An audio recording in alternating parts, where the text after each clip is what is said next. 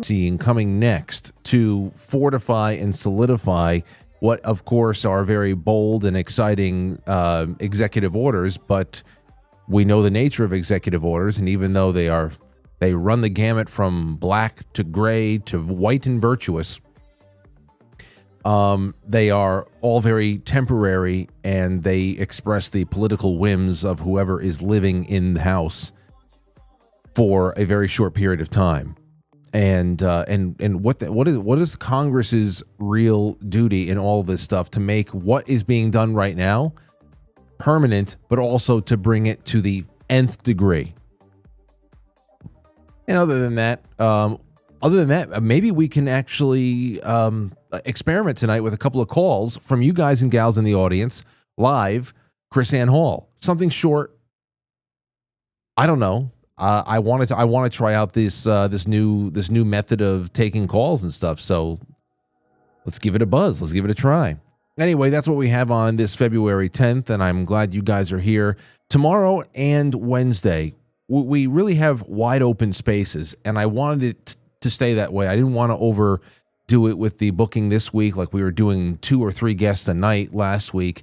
I just kind of want open spaces because I have a lot of cool topics I think that we can tackle together, and also the flexibility of being able to handle the news as it comes in, and whatever interesting conversations can spawn from all that. So, but at the end of this week should be fun because on Thursday night, Bob Motta will be returning, unless something goes wrong on his end, which of course I hope not. But you know, I want to talk about the creepiest cases he's worked on. I want some updates on the Diddy thing, on Delphi, all that. Friday night for Valentine's Day, it's going to be Lauren and Aurora, my 2 Valentines, here in the studio.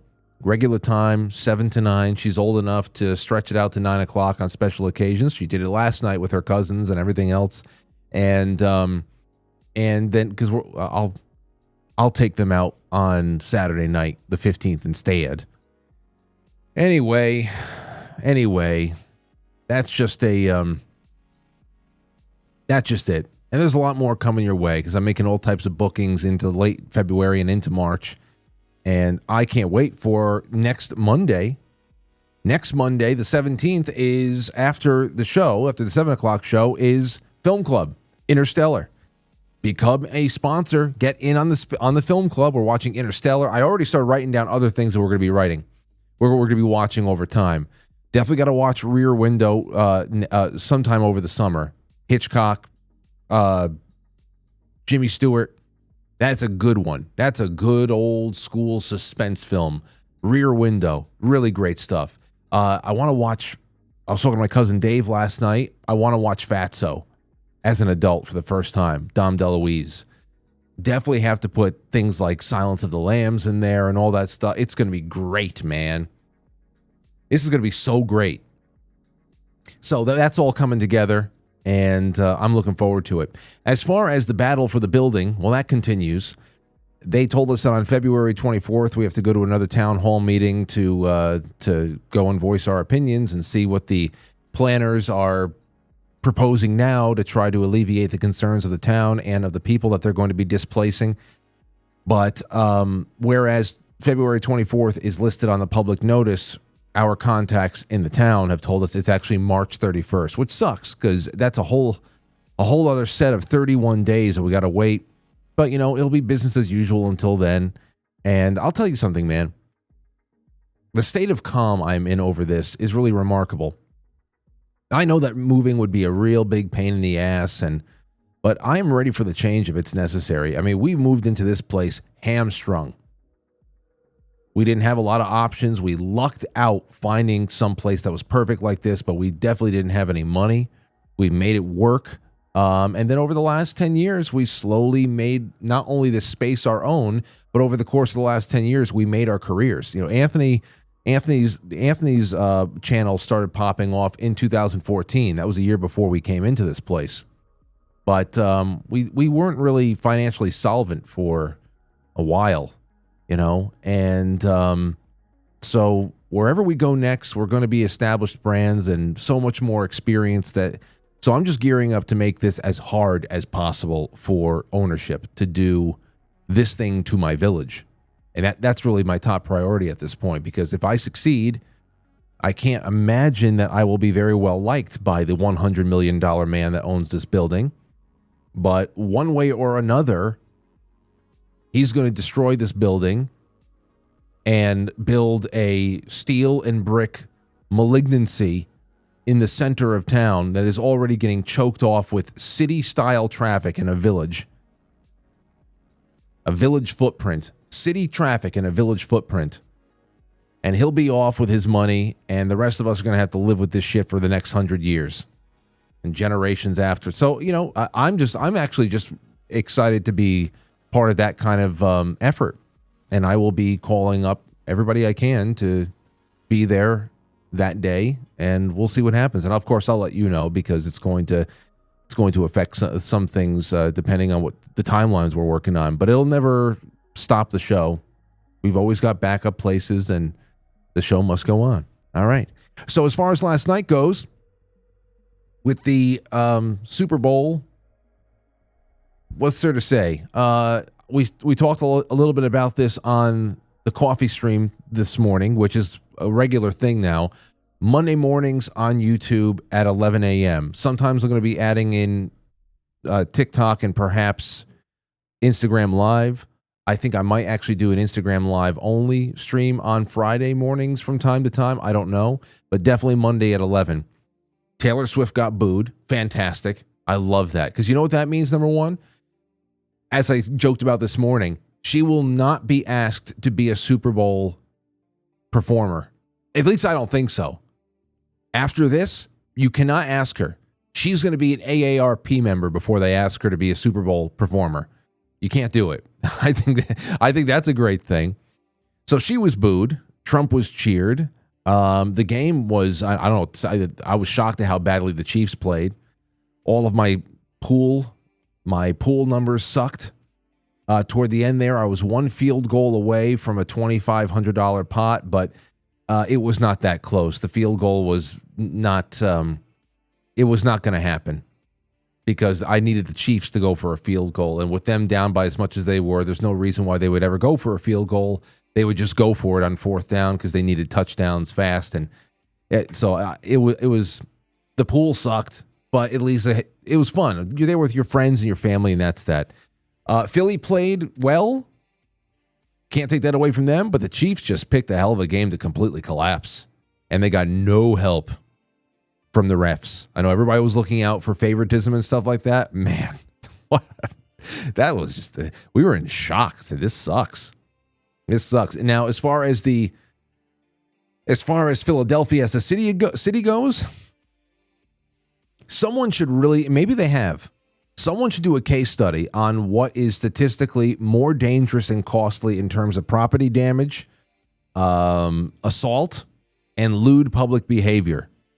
When Philadelphia wins and when Philadelphia loses a big game. I would love to see that study break down, because they won and they're tearing down lampposts and they're beating the shit out of each other and they're lighting fires and flipping cars over. Between Los Angeles and Philly, very few other hellholes even come close. But I would really like to see that case study. What is a more dangerous problem? You would think that losing would be more dangerous if they do this when they win, right? But you'd never know until you actually just study it. Maybe there's just something even more about winning that you just act out. I don't know. I kind of mope when I lose. I give myself like a little bit of a mopey period, and then I get a new wind, and I go right back into the competitive situation. Let's go again. I kind of do a little bit of moping, but I'm one hell of a celebrant. Anyway, we'll see. So the halftime show, I thought it was real flat, man. The whole Super Bowl is more of a media spectacle than it is a game. For the there's a lot of people who enjoy watching the sport.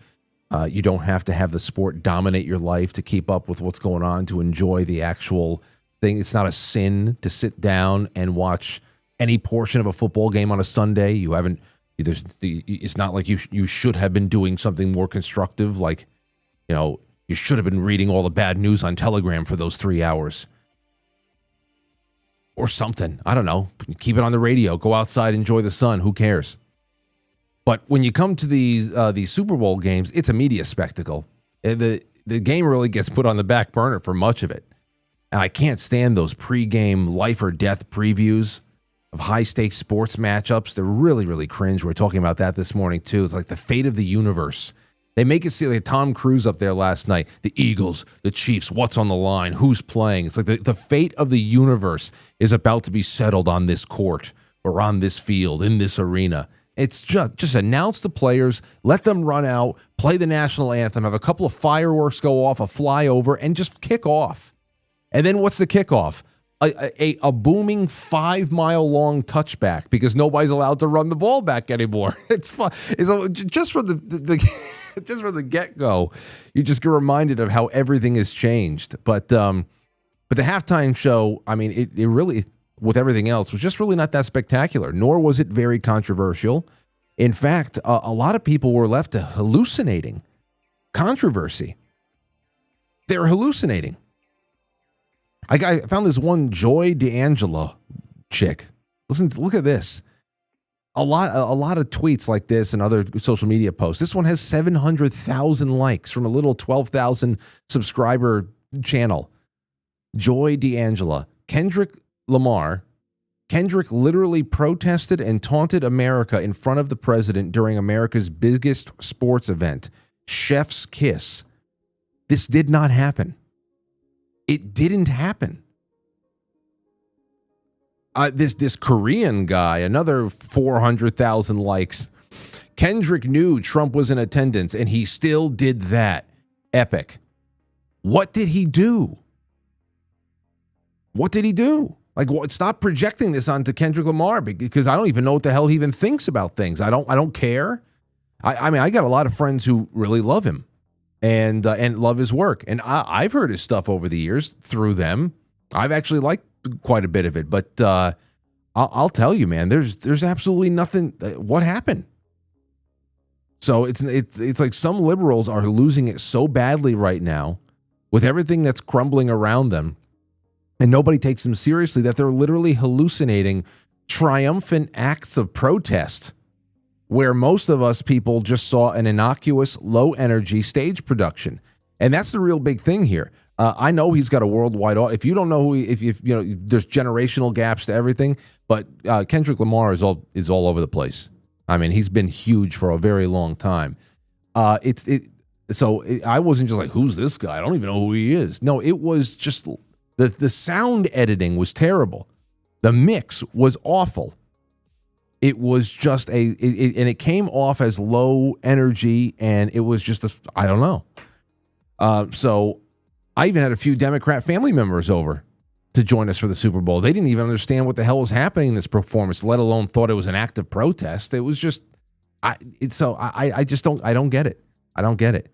So I don't know what people are seeing. They're saying that they're seeing shit. Apparently some shocking thing happened last night, but only a few 100,000 people on Twitter saw it. It's like the Polar Express, I think. It's like the bell that only some people could hear, or a dog whistle of some sort.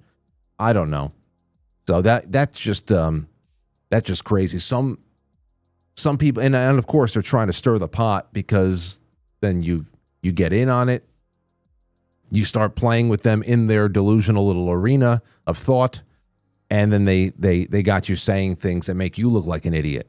Like I see some liberal zealots out there, black nationalist types too, that have gone as far as being like, "Oh, this was for the culture. You just wouldn't get it." There's been hip hop performances at the Super Bowl for years. It went off just fine, well received. Hip hop would be nothing without white consumers, by the way. It would be nothing that it is today without white consumers who have loved this for years. So talk about, no, this is ours. You just don't understand. What are you talking about? I don't know. I don't know. There was, so, but all the best to everybody. Because otherwise, it was non-controversial. There's really nothing happening. There was a stupid flag football commercial for girls. The NFL wants all girls to have flag football in college and stuff like that. And the commercial was really cringy that she's like, this girl is just like dusting these guys. Bullshit. Okay. But I don't know. If you had good company last night, you had a good time. That's what it comes down to. So I hope you all enjoy tonight's show. Oh, I want to get into the DOGE stuff right now. How do we make it permanent? How do we make it last? How do we make it really, really real? That's coming up right now. Don't go anywhere. Do you mind if I sit back a little bit? Because your breath is very bad. It really is. Has this ever been told to you before? No. Huh? Okay.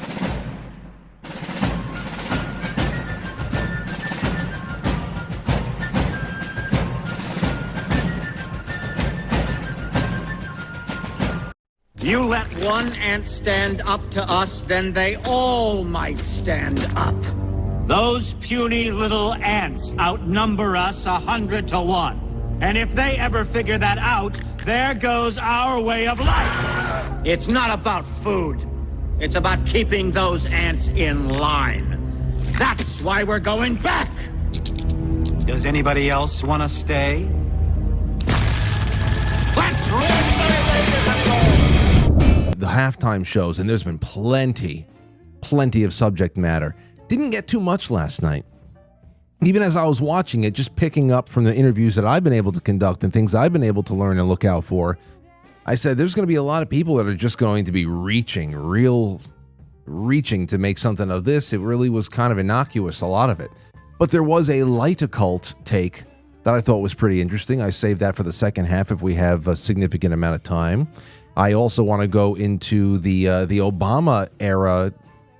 There's a 4chan post that got around from earlier on last week about the Obama administration's real root of what is now DOGE, and we'll discuss that in a little bit. But there's much more to do. And first, I want to throw a few things up there because KrisAnne Hall is going to be joining us in a second. Here's a couple of tweets and stuff. Elon Musk, this is from 2 days ago on Saturday. To be clear, what the DOGE team and U.S. Treasury have jointly agreed makes sense in the following. Require that all outgoing government payments have a payment categorization code, which is necessary in order to pass financial audits. This is frequently left blank, making audits almost impossible. All payments must also include a rationale for the payment in the comment field, which is currently left blank. Importantly, we are not yet applying any judgment to this rationale, but simply requiring that some attempt be made to explain the payment more than nothing.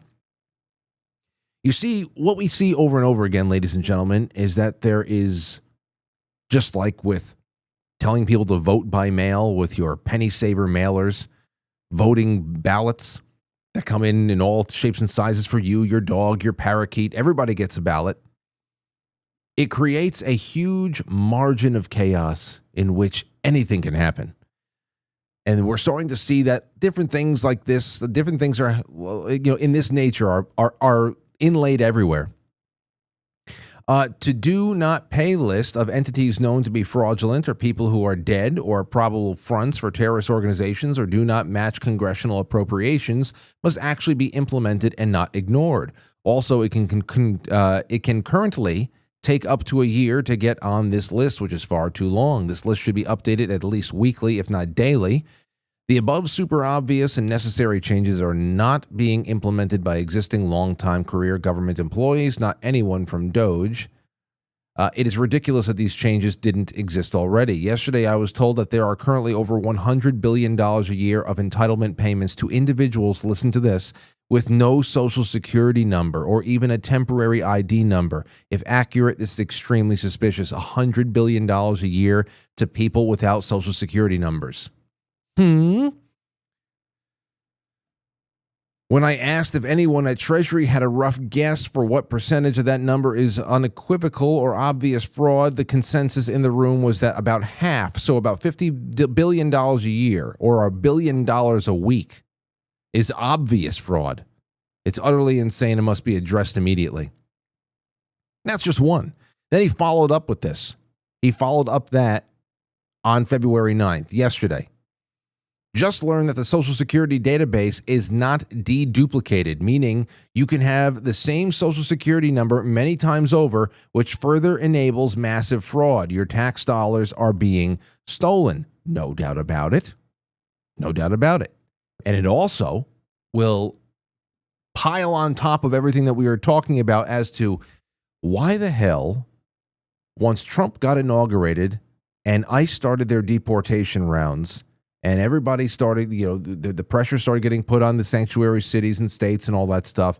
Why were people reporting that construction sites and everything were empty? Nobody was showing up to work, which of course insinuates that entire construction crews sometimes are now hiding because they don't want to be deported because they're not here on legal basis, which makes you wonder how the hell they're getting paid. Because I'm pretty sure that construction companies that are not small little local handyman organizations that'll, you call them up and they'll send a little guy out to your house to install your air conditioner for you or replace a knob on your shower or whatever the hell is going on. I'm pretty sure it's a lot bigger of an operation like that. There has to be something else. The ownership has got to be able to provide some kind of numbers to people. They're probably all just bullshit numbers, of course. Here's a little bit more. From Errol Weber. More than $500 billion taxpayer dollars was just wasted last year. Everyone should be raging mad. Congress funneled $516 billion into expired programs with zero oversight in 2024. Expired programs. The Congressional Budget Office, CBO, just revealed that Congress spent $516 billion in 2024. Have you had any problems buying groceries? Have you had to say no? No, I can't afford it, though I would like it, to any reasonable thing that would give you enjoyment that's not just frivolous, that you would have been able to get in past years? Well, $500 billion was just burnt. And that's just one little aspect of it. 2024 on the programs with expired authorizations, some dating back 40 years. My age. Despite rules against funding unauthorized programs, lawmakers ignored them, letting billions flow without updated approvals or oversight. Even worse, 251 more authorizations are set to expire this year, including $892 billion in defense spending, yet Congress keeps writing blank checks. This isn't governance. This is corruption. Congress is recklessly burning taxpayer money on programs that they haven't even been bothered to approve. That's the CBO. Then you have this. The 725. Well, I'll save this for later on because I want to bring KrisAnne Hall on. But somebody made a DOGEtracker.com, and I just want to just look at this, the last thing that we look at before we bring on our guest for the evening. And that is Department of Government Efficiency Live Tracker. Well, 508 days. Now, the weird thing I don't understand is what the hell is the July 4th, 2026 day? What's the countdown for? Like, what are they? I don't know if there's been anything that's been announced that they're working towards something for July 4th. I know it's the big 250th, but from the DOGE standpoint, I don't know what the hell we're looking at here. But $36.7 billion saved so far. Is that just in freezes? I don't know. But the real big thing is, how does it be made permanent? What resources do we need to marshal? What does Congress have to do to make this real? And for that, we bring on KrisAnne Hall, constitutional attorney, KrisAnneHall.com. It's so good to see you again, KrisAnne. How's everything going? Thank you. Oh, I'm great. Thank you very much. Welcome to sunny Florida, where we're in the 80s. Whoa! I'm sorry. I always do that. I hit the wrong button sometimes. Anyway, here we are. It's good. Okay, so it's good to have you back. And before we get into anything else, I'm going to throw something up on screen that you said not too long ago. You posted it 10 hours. You posted it 10 hours on your own Instagram. Here it is. Let me get you up on screen. KrisAnne, yeah. you said if I were president, my first directive would be to task every cabinet member and regulatory agencies with identifying all the natural resources and products the U.S. can produce domestically. Based on this, I would implement executive policies that prioritize American production and consumption, minimizing reliance on imports. This is not about negotiating deals with foreign countries. It's essential for restoring America's sovereignty and independence. You went on to also say, critics may argue that American-made goods are too expensive. However, these high prices are not the result of natural market forces, but the deliberate market manipulation. Foreign goods flood our economy, distorting competition and suppressing domestic industry. To restore a true free market, we must end subsidies that artificially drive up costs, halt influx of foreign goods that we can produce ourselves. By doing so, we'll strengthen American wages, reduce the cost of living, and create self-sufficient, thriving economy. So let's just talk about that for a second, because, of course, the big thing right now that everybody's having a food fight over is the price of eggs. Yeah. Let the price of anything, really. Do you... because obviously I can tell that there is a lot more of a concentration on how to get American production of everything from energy to food to, computer products to also cars and pharmaceuticals domestic. What do you think about tariffs, the use of tariffs in that respect? A lot of talk about tariffs just in the Constitution alone. So are you okay with the way that they've been wielded so far? Well, I think there's some very important distinctions that we have to understand. First off, this isn't 1799, and world economics works a little bit differently. We are now a debt-based economy. We were not a debt-based economy in 1798, so things work a little bit different now. Tariffs are not going to have the same effect as they would have in 1798. Tariffs are to be applied only by Congress, by the way. Article 1, Section 8 gives Congress the power to create and implement tariffs. It is not a presidential power. So for the president to create tariffs is a completely unconstitutional thing.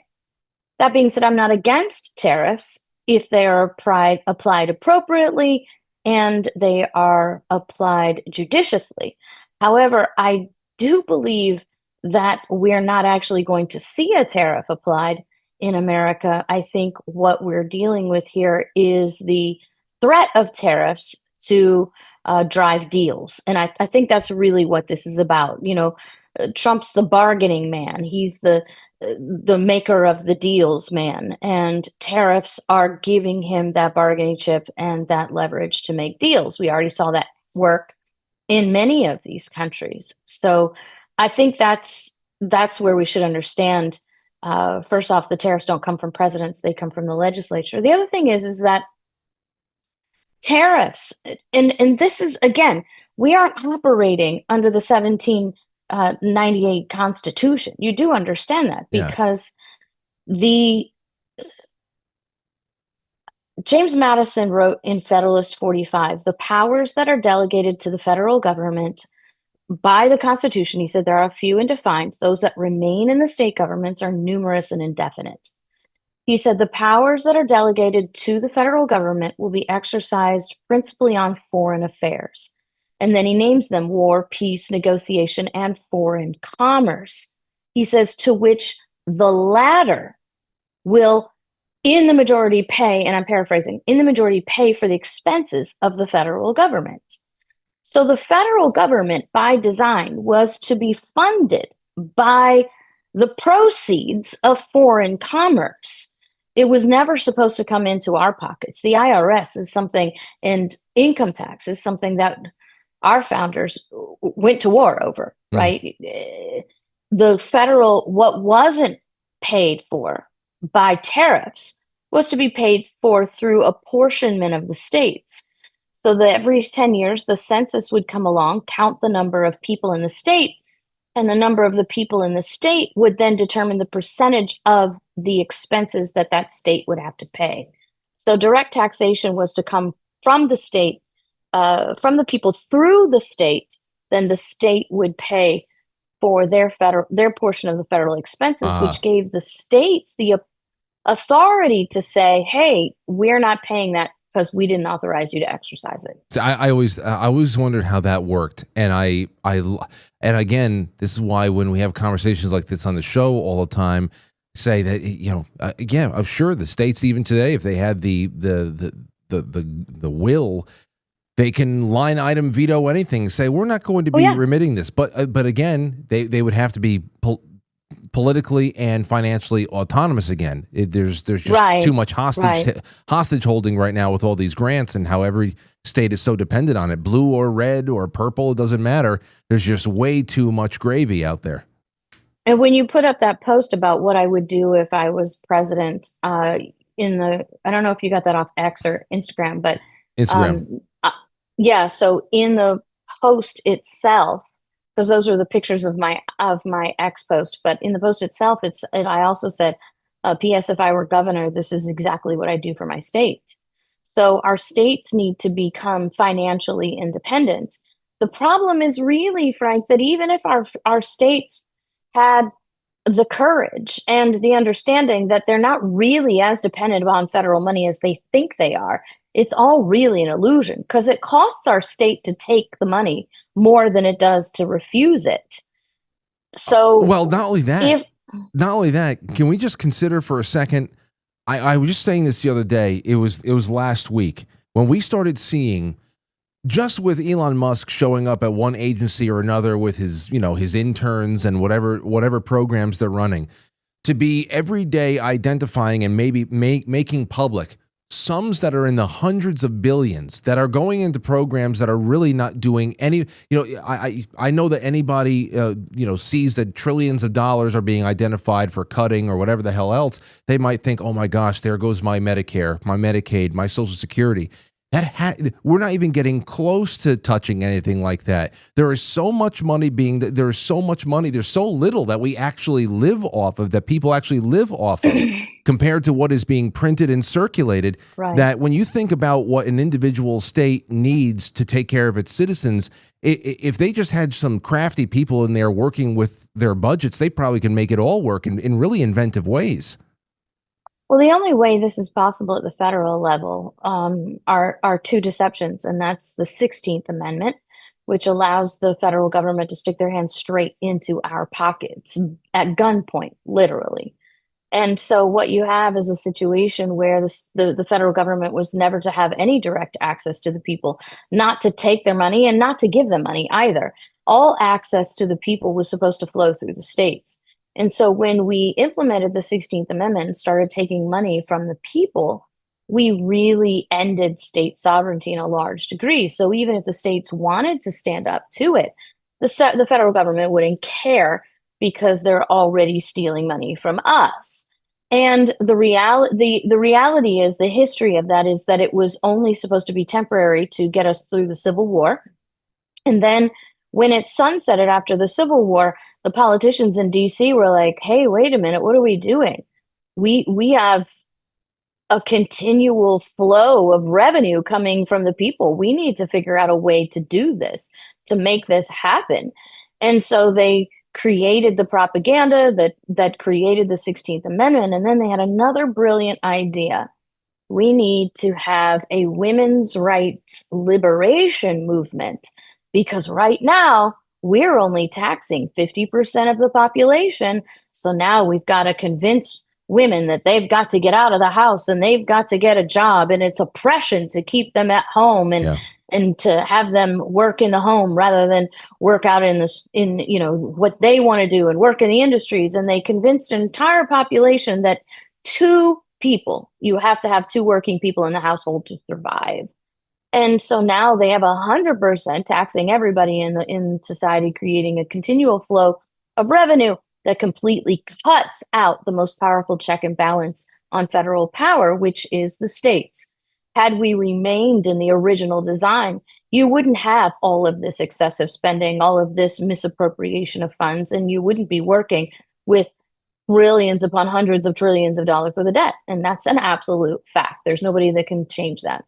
And we've done 16th Amendment. I think you and I, we've been doing shows together for over 10 years now.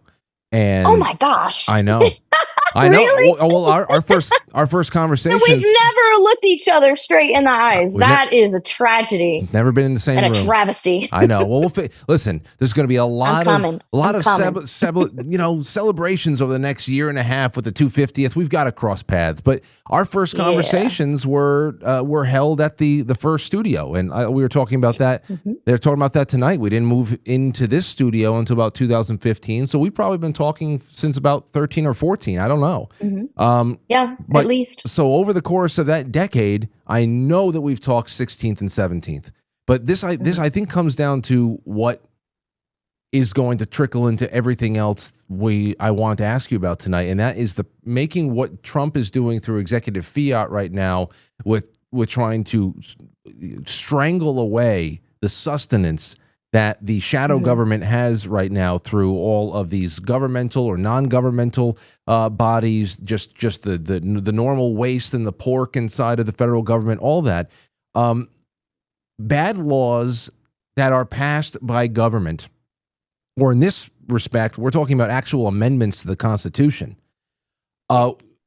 That has to be undone by Congress, even if they are illegitimate, and not within the purview of Congress in the first place. And how does this have to be done? Okay, well, there's apples and oranges that we're dealing with here. Laws and amendments are not the same way. Right. They're not ratified the same way. They're not removed the same way. And so there's plenty of argument that the 16th Amendment was never properly ratified. There's the same argument that the 17th Amendment, which must go away, was not properly ratified. The reality of that situation is that here we are. And we've created a reality that I'm not sure we can overcome by just simply saying, well, it wasn't properly ratified. That's not going to work. So to remove an amendment, you have to repeal an amendment. That's not done by done by Congress. That's done by a constitutional amendment. So if you put amendment in the Constitution, you have to remove it with an amendment. And that's where we are with that, right? But that being said, there are plenty of things that states can do to protect their citizens from federal overreach, especially from the IRS. Chief and foremost of that would be to establish state banks that are not under the jurisdiction of the FDIC and not operating through the Federal Reserve. States can do that. And once they do that, they can actually protect their citizens from unlawful garnishments and from civil asset forfeitures from the IRS. Your sheriffs can protect you from that. So, I mean, that's just sort of the 30,000-foot view of things that we can do to protect our assets from federal piracy, because that's really what the IRS is at this point. Is that how we would also coin money? Like for example, that's another thing that always comes up for people right now, because everybody's wondering, there's been a carrot dangled in front of us. The income tax might be going away. We hope, but we always wonder, if that were the case, how would it look? And of course, invariably, we get to the point of talking about the Federal Reserve. What would that look like the day after the Federal Reserve is gone? You're talking about state banks. Would states have their own printing presses as well? Or would that have to just be in D.C.? The Treasury had to set something up that's a little bit more nationalized? Well, this is really a very interesting and deep conversation, because the reality is, prior to the ratification of the Constitution, we had a first Constitution called the Articles of Confederation. And in that, the states were creating their own currencies, and it created chaos. It was just a total mess. There was economic crisis because the states couldn't support their own currencies. And I mean, that's frankly how you get Shays' Rebellion from the beginning. And then the new Constitution delegates the power to the federal government to coin money and to establish the weights and measures for that. Now, for the states, they can actually create money as long as it's based on the weights and measures standard that the federal government has created. So the standard has to be created by the federal government. The product could be created by the state. Okay. Does that make sense? It does.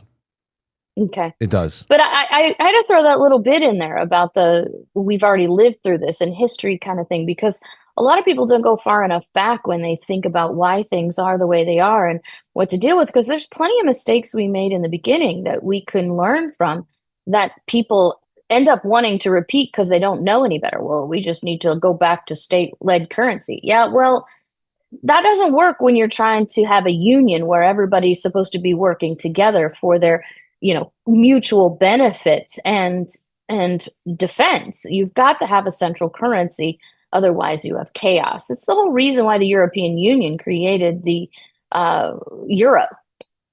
Yeah. You just can't have a whole bunch of different currencies if you're going to have a union. Now, if you're not going to have a union, then who cares? But we have a union, and our union is still together. And while it is, we need to be operating on a central currency. And you don't need the IRS for that, and you don't need the Federal Reserve for that. By the way, all of those things happened before those entities were created. Those entities are actually a detriment to the success of an American currency. See, yeah, I can't wait to get into that. I really hope that I don't know. I knew that we were going to get to that with the amendment process. I know how much more involved that is than just passing a bill into law. Of course, the bill needs to be constitutional. It has to be within the purview of, the Congress. But let's just talk about illegal acts of Congress now that are not constitutional amendments. If a law is That's the easy one. Yeah. So, okay. For instance, the Department of Education or DHS or even USAID, all that started off as executive orders were formalized by Congress later. But, when Department of Education goes away, that needs to be a majority vote. Actually, well, yes, it does. It's sort of a situation where you've created a reality through consent. So if you'll allow me to start at the beginning. Yes. Because Article 6, Clause 2 of the Constitution states that only laws passed by Congress that are consistent with, made in pursuance to the Constitution, are the supreme law of the land. And if they are inconsistent with the Constitution, Article 6, Clause 2 says the states are not bound by them. And the laws that are not made pursuant to the Constitution, Alexander Hamilton, our biggest government guy, James Wilson, James Madison, Elbridge Gerry, St. George Tucker, the first author of the textbooks to teach on the Constitution, all said that laws that are passed inconsistent with the Constitution are null and void. James Wilson actually said they lack the force of law. So if something is contrary to the Constitution, it lacks the force of law and it's null and void. There's no reason to actually follow it. The only reason we follow those laws is because up here we've been convinced that we have no choice. So we're afraid to do it, or we're too ignorant to do it, or we're too addicted to comfort to do it, and to simply say we will not comply. So peaceful non-compliance was supposed to be the established check and balance for the states and the people if Congress or the president or even the judiciary were to create unconstitutional acts. So the simple answer is you just don't comply because it has no force over you. But when you have like the Department of Education that's been here since the General Education Board was started in 1907, and then from there you get the Department of Education. You have, what is it, like 113 years, 115 years of a government department that doesn't constitutionally have an authority to exist. You've got a social, cultural, and psychological problem to overcome. Yes. Because you've created a reality that is built on nothing, but it doesn't matter because it's still a reality. So the real answer is to the states, you don't have to comply with this right now. You don't need further legislation. But the problem is that we don't have the courage and the knowledge to do that. So you got to create the legislation to give these politicians the political pole up their backside to get them to actually do what they should do without the legislation. Yeah. Does that make sense? Oh, yeah, absolutely. Because in fact, a lot of the things that I have left to talk to you about all come down to the issue of our culture. Like, for example, I saw tons of people fighting I always observe how people are fighting with each other and bickering on one platform or another, just watching to see how deficient both people's sides of the argument really is. For example, I saw somebody that was like laughing at Elon Musk's assertions that the Department of Education no longer exists. It does it, whatever. And I know, and I want to talk to you about this tonight, that there has to be a repeal of it. It was created through an act of Congress, and then even though again it's not an enumerated power, therefore null and void. Do we still just have to go through the rigmarole of having Congress repealing it? Because at this point, like you said, there's no political will. Everybody likes the money coming in. How are you going to supplement the money right now? I don't know. But to see people going after and laughing at these comments made by Musk, and they're saying things like, LOL, Congress controls education funding and they haven't voted to cut it. It's like, maybe there's a congressional aspect to this, but Congress never had any power to fund education. Well, that's Frank, that's really an oversimplistic view of this because people do not understand how funding and appropriations work. They absolutely have no concept of how much of appropriations are sent to the executive branch under the guise of discretionary spending. The legislative branch appropriates. They do appropriations bills all the time, and they say this much money for this, and this much money for this, and this much money for this, and then they come at the end of the appropriations bill and says, "Okay, all this money goes to the president to spend however he wants."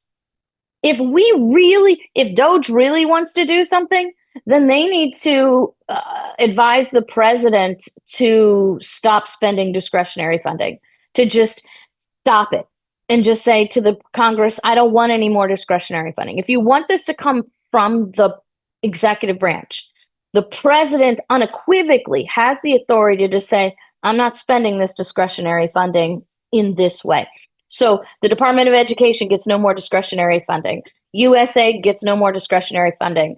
UN gets no more discretionary funding. No more discretionary. But you know what? Billions upon billions, if not trillions of dollars in blank checks are handed to the president of the United States every fiscal year. And that has to stand. That's one of the most unconstitutional spendings that our Congress does, is hands the president blank checks to wherever he wants. Spending was always supposed to come out of the House, specifically line items on where it's to go and how it is to be spent. I guess that's where most of the Ukraine money came from. Absolutely, 100%. And then if they want to take money from here, discretionary, and put it over there, and they can just move discretionary money around all over the place. So if Donald Trump wanted to send all kinds of money to North Carolina, to Hawaii, because, Hawaii still needs to be fixed, and they want to send money to Florida and to any of the other places that have been destroyed, because Tennessee had some major damage, then he could use discretionary funding to do that. There's no problem with that. Okay. When he stops and refuses to spend money that has been appropriated under line item, that's a process called impoundment. And there's a lot of controversy around that, whether the president of the United States can refuse to spend money that has been specifically appropriated by Congress. Thomas Jefferson refused to do it. He refused to make warships that were sent to him. And presidents have tried to do that along the years. And then Congress came up with the Impoundment Act that says we're going to pass a law that says the president doesn't have a choice. And now you have all kinds of legal conflict if the president tries to refuse to spend money that's been line item appropriated. Well, I saw that impoundment was actually just brought up a couple of weeks ago when the president said no to $300 billion earmarked for Green New Deal stuff. I thought that was, right. hey, there's things I'm cheering I've been cheering a lot of things on, but I know the temporariness of all this stuff. I understand what's going. Again, this is a political volleyball game. That's why I want to talk about permanence with you tonight. Right. It's a word that's been coming up a lot on this show lately. And here's the last thing I wanted to really a big thing I want to throw at you. Let me just get this all out. This morning. All right, get it all out. This morning. On my morning stream, some people were asking questions about the ability for judges. They wanted me to ask you about the ability for judges to block executive orders and this and that. But it brought me to other things I wanted to ask you about. And it really just cracked open this whole can of worms again with the courts. Now, yesterday on Air Force One, as Trump was making his way to the Super Bowl, a reporter had told Donald Trump or brought up that that I guess J.D. Vance had said in the past or something that if the Supreme Court issues an opinion in a way that we don't like or something like that, we can just do what we want anyway and let them find a way to enforce their opinion. Now, Trump responded humorously and told, and just demeaned the media outlet that the guy worked for. But it really does come back to a question that I presented to you in the past about the court, and that is, given the level of activism in, all levels of the court, especially the high court, coupled with the split or the fracturing of American culture and understanding, I don't even see its utility anymore, where it's authority in many ways. I don't understand. Like, if it's our duty to ignore bad opinions, then what is the court's primary function if our personal discretion, which, even though if we would know it's rooted in its objective truth as far as what's been codified, if our personal discretion can trump its opinions, I mean, that's almost like saying to me, your parents represent the Supreme Court of your home. Do you obey only what your parents say they want you to do, or you say, no, well, I don't like that, we're not going to do it. It's not fair, I'm not going to obey it? And I understand how both sides, because we don't have a culture that's together, both sides see the opinion. One will see a terrible unconstitutional precedent as fair and just and virtuous. The other side will see it as a scar across the face of everything and an overreach and centralization of, like, my whole question is, and in this state, what authority really of the court is really unquestioned? Where do they really come out and have utility that is still very useful to us? Because I mean, especially with birthright citizenship, we're all crossing our fingers that they're going to do the right thing. There's a good chance that they won't, but it doesn't mean that it's right. Yeah, we know it's wrong, this whole concept of birthright citizenship. But if we have a John Roberts takes on the wrong side of history with his friend Amy again, and all of a sudden and they hold that up, we're left holding the bag, and suddenly it's constitutional. It's like, what are we doing? What are we doing with the courts? It just doesn't seem like it makes any sense anymore. Well, you have just described very accurately the consequences of 195 years of lies about the role of the courts.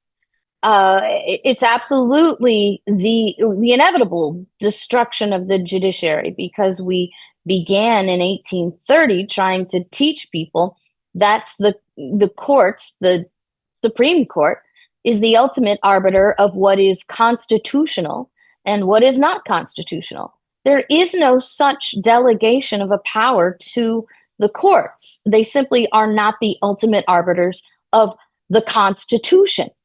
The legal field traces back to Marbury versus Madison, but anybody who quotes Marbury versus Madison as the precedent or the impetus of making the Supreme Court the ultimate arbiters of what is constitutional has never actually read Marbury versus Madison, and is simply either illiterate or lazy, just repeating what they've heard. I had some troll just the other day on Twitter tell me that there's no way I'm a lawyer because I don't understand the supremacy of the Supreme Court, and all I need to do is read the Constitution. So I asked him, okay, if it's that simple, tell me the article, section, and clause in the Constitution that makes the Supreme Court the ultimate arbiter of the Constitution.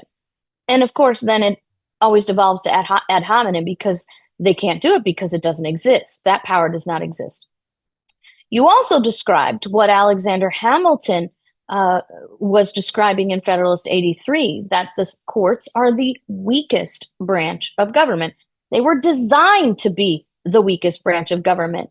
Alexander Hamilton says they carry neither the sword nor the purse, and they rely on compliance or enforcement by one of the other branches. And they did that on purpose, by the way, Frank, because throughout history, the courts have always yoked with the executive branch to become the ultimate of tyrant rulers over nations. So they kept the courts to be very weak in their power, with only issuing opinions, not rulings. See, that's one of our miseducations. Courts do not issue rulings. Kings issue rulings. Courts issue opinions. And their opinions have no sword, and they have no purse. But what are their so value? You must comply with them. But what's the value of the opinion? The value of the opinion is that they are then to take, so the standard is the Constitution, okay? The court is to take the law and match it to the Constitution. If the law does not match the Constitution, then the courts say this law is unconstitutional, it lacks authority, which then gives us that cultural backbone for the executive branch to say, okay, then we won't enforce this, or for Congress to say, okay, we'll amend this law so that it does match the Constitution. If the court says it matches the Constitution, then it matches the Constitution, and the executive branch says, okay, we'll enforce it, and the states say, okay, we will comply. This is a big mistake. This was a big mistake from the beginning. Well, the reality is you must have a judiciary mediator. You have to have a judiciary to defend the rights of the people, right? The whole purpose of the government is, as stated in the Declaration of Independence, to secure the rights of the people. The whole purpose of the federal government is stated in the preamble of the Constitution, to establish justice, ensure domestic tranquility, provide for the common defense, promote the general welfare, and to secure the blessings of liberty to ourselves and our posterity. So the courts were not supposed to be a defense system for the federal government. The courts were supposed to be the guardians of the rights of the people, who defend the people and the Constitution, which is the federal representation of the rights of the people, from government overreach, right? So the court is supposed to say that's government overreach, it has no authority. Then the states come in and defend the people, or the executive branch defends the people, or the legislative branch defends the people from the executive overreach, or whichever branch of government is overreaching and getting in the rights of the people. Mm. It's never supposed to be a unitarian government. It's all supposed to work together in this amazing balance of checks and balances. The problem is we're so far post-constitutional that we now have a federal government that is an entity in and of itself. We've designed through culture, through miseducation, and through abomination of law and legal standard, that the federal government can decide on its own what its own power is. I mean, this is a huge, huge issue.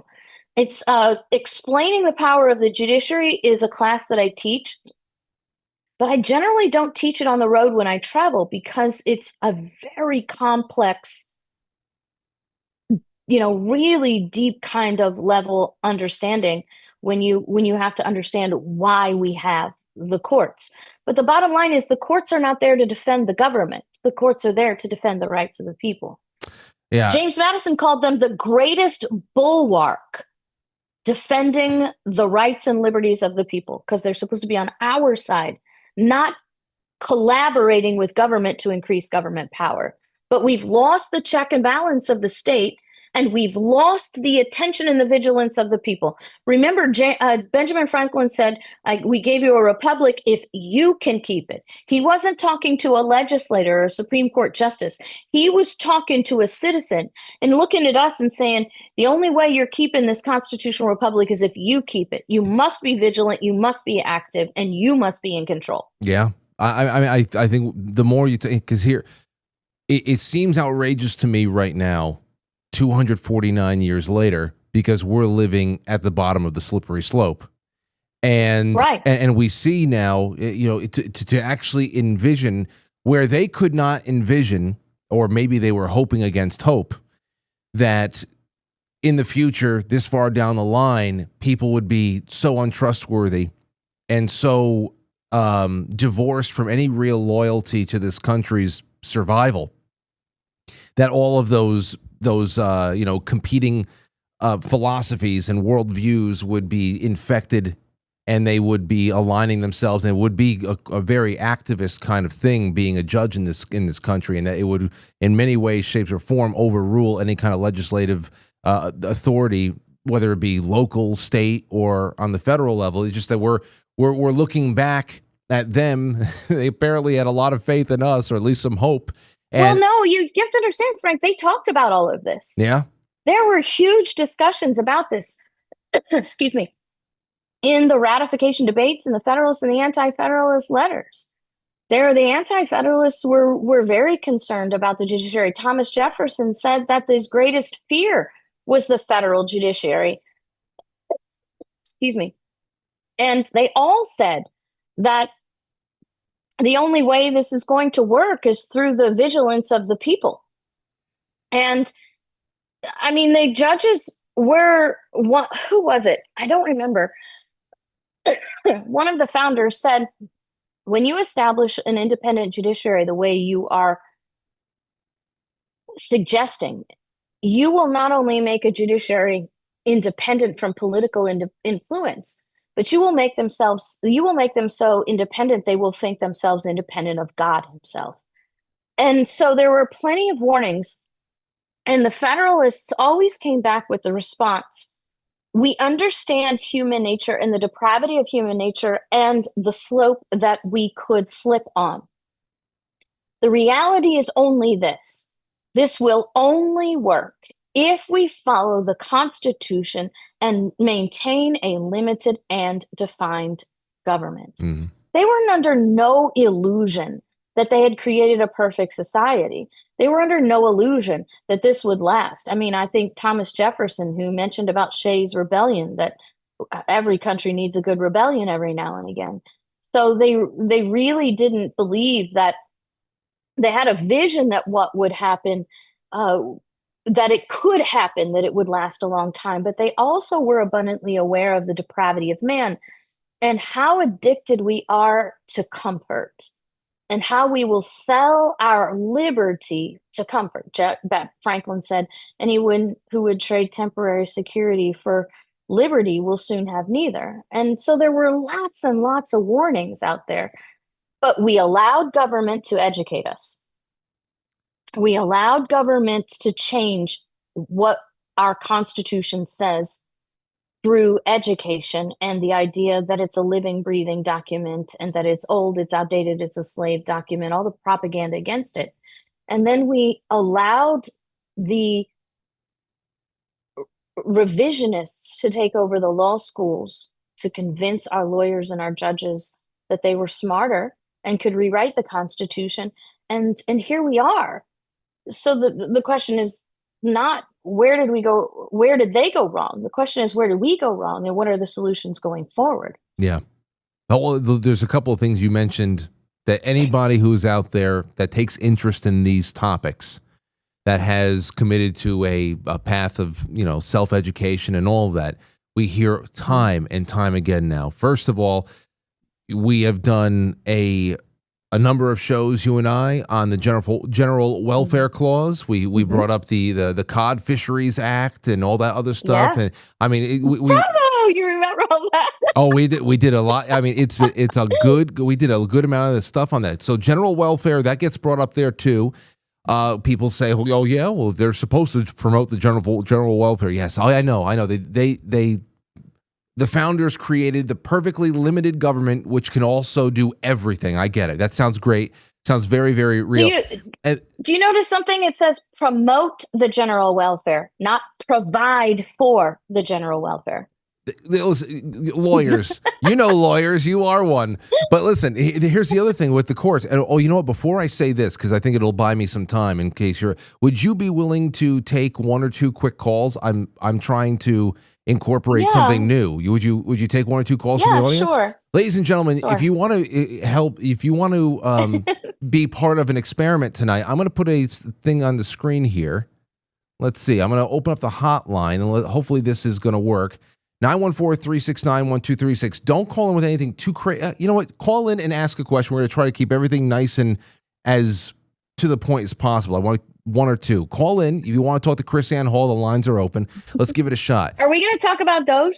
Oh, well, yeah, we could. I mean, that's what it's this whole thing. But I mean, we got to understand what DOGE is if you wanted to stick around. Okay. What is it? Are we talking about what Obama created? No, DOGE, what Trump did. Yeah. The Department of... Oh, wait a second. You got a call already. This is not supposed to happen. Caller, are you there? Hold on. Oh, wait a second. Wait. I've had this before. Here we have it. Caller, are you there? Hello, who's this? Hey, this is Ed. Called in a few times before. What? Hey, this called in a few times before. How you doing, Frank? I don't know what the hell is going on here. Okay, well that's one that didn't work. Okay. I don't know what's going on. Damn it. Anyway, listen, KrisAnne, we're trying new things here. It's a No, it's cool. It's a Bluetooth. I'm impressed. Let's try it again. Leave your message for. That's not right. Hold on. Caller, you're on the air. Go ahead. Caller? Oh, well, it worked from home. Nothing has been recorded. Record message after. Okay, never mind. To hell with this. I tried to do some. I was excited. I'll figure it out, KrisAnne. I'm just, I'm always trying to add new aspects to add new aspects to the show. Anyway, let's talk about DOGE for a couple of minutes, and then I'll figure that out later on. So So go ahead. Go ahead. No, you. Okay, so DOGE is not a department in the government. I know it's called the Department of Government Efficiency, but it's not a department. Departments are only created by legislative act. So what was created is actually, you know how presidents have had czars? Yes. They're basically presidential advisors. Instead of a presidential advisor, Trump created a committee of presidential advisors. That's what DOGE is. That's basically the president has said, I tap you to be my advisor. I'm giving you access to this information so you can compile the information that I ask for me, and you bring it to me, and then I will do something. DOGE has no power to do anything at all. The only power they have is through the endorsement of the president to have access to things and to issue reports to him. Right. So if you want DOGE to continue, you're going to have Congress create a department. Now, that's supposed to be like the OMB, right? The Office of Monetary. What does OMB stand for? I forget. There are auditing departments in the government that are supposed to be doing this.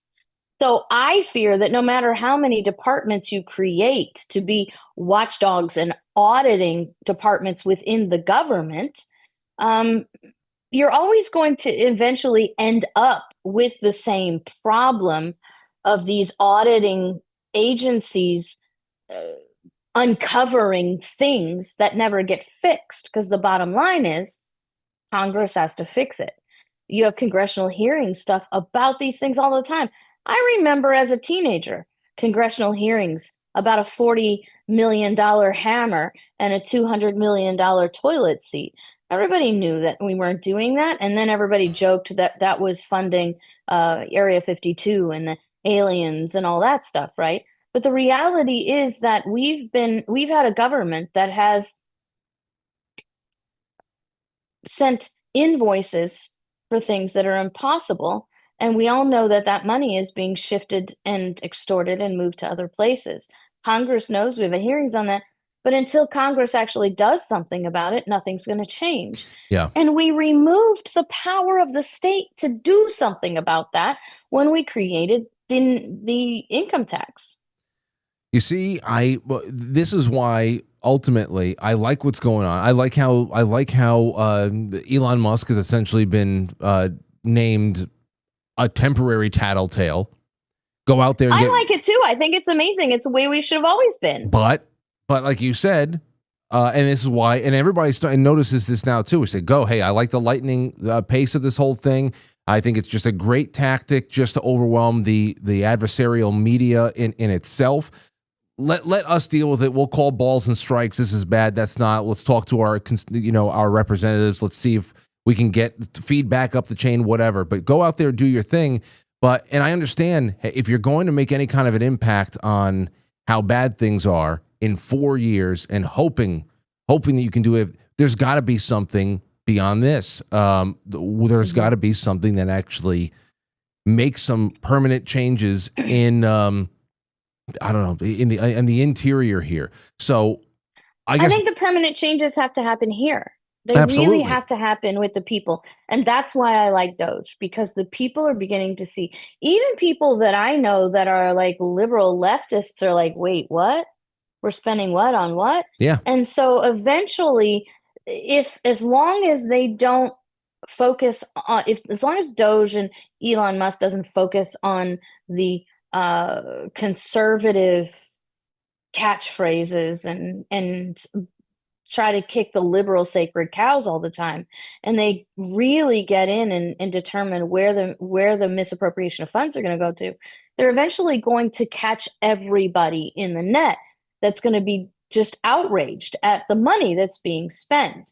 But you first have to get over the hurdle of all of the freakouts by the people who are going to lose money. And that's what we're seeing right now. All the lies about, you're cutting off the gravy train. So the rats are scattering and they're lashing and they're crying, and the gnashing of the teeth is what you see.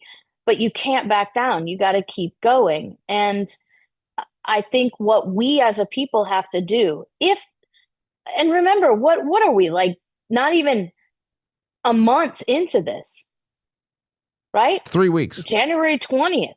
So I think it's a little bit early to see where it's going to go. I think it's hard for us to really conceive that they would keep this kind of pace for 4 solid years. If they do, hallelujah. Thank you, Jesus.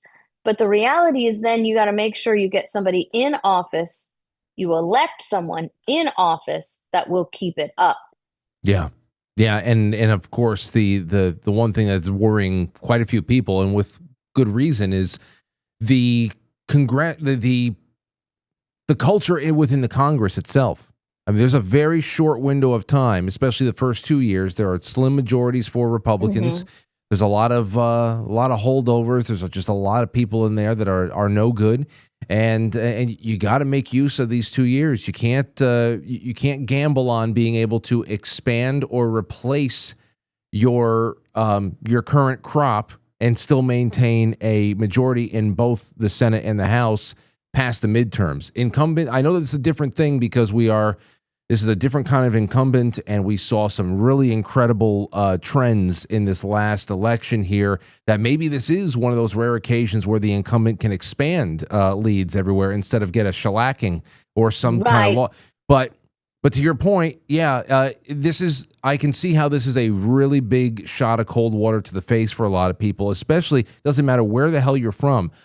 When you hear numbers like anything in the hundreds of millions of dollars, the way people like, I think about that, I'm just like, I don't not want that identified and eliminated.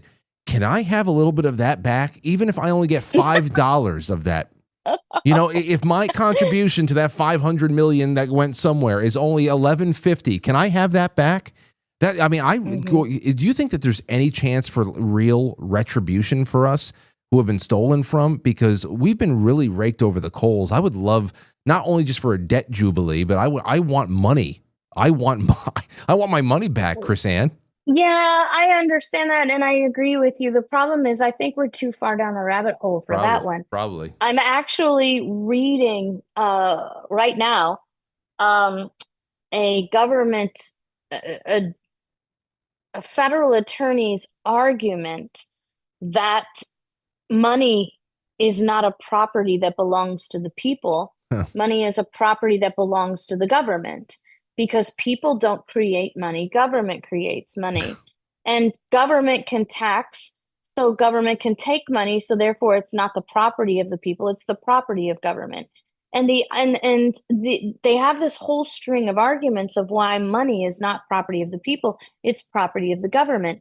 And the really disturbing thing to me, Frank, is that for 15 years, I've been warning people that this is where we were heading. Wow. And because here's how this is going to work.